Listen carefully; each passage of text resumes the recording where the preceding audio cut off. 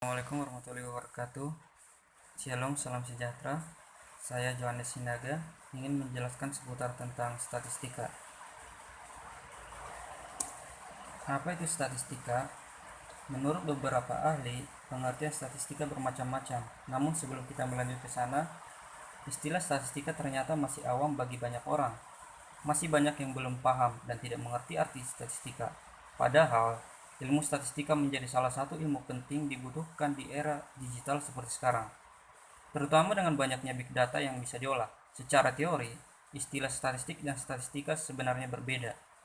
Statistika adalah ilmu yang mempelajari tentang data, sementara statistik adalah hasil data yang disajikan dalam bentuk tabel, grafik, dan sebagainya.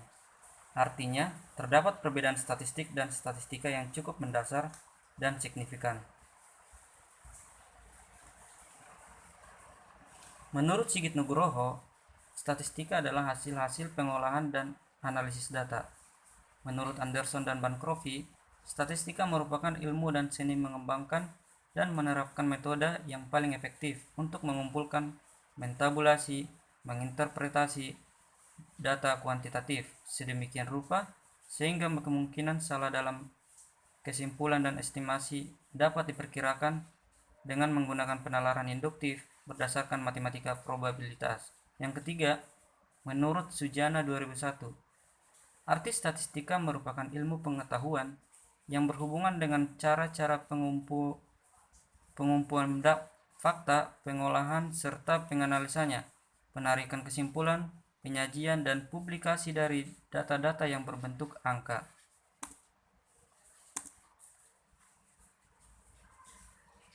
Dari sana dapat kita simpulkan bahwa statistika merupakan suatu ilmu yang mempelajari tentang cara pengumpulan data, penyajian data, analisis, dan interpretasi tentang data tersebut. Di sini ada statistika deskriptif. Apa sih statistika deskriptif itu? Statistika deskriptif adalah metode yang berkaitan dengan pengumpulan atau penyajian data hingga memberi informasi yang berguna. Nah, di sini ada contohnya. Ini contoh dari statistika deskriptif.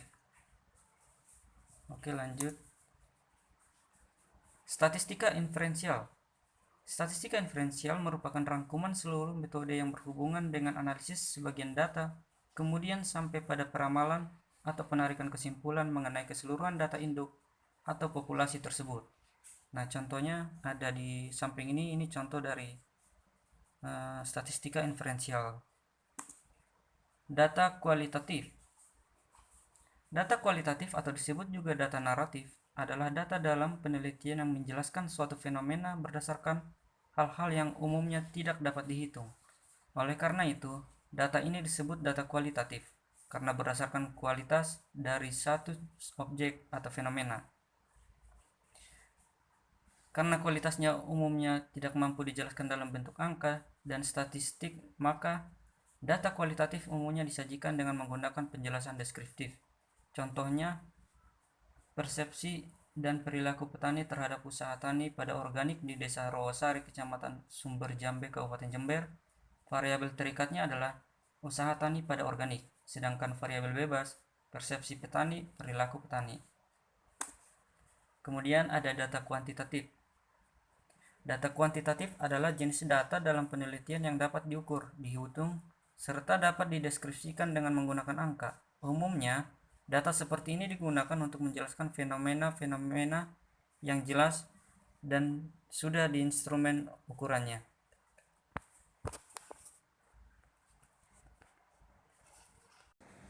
Perbedaan data kualitatif dan data kuantitatif. Yang pertama ada metode penelitiannya, yang kedua ada objek yang diteliti, yang ketiga ada wujud data, yang berikutnya tujuan penggunaan data, terus orientasi penelitian, terakhir ada instrumen penelitian. Perbedaan variabel diskrit dan variabel kontinu.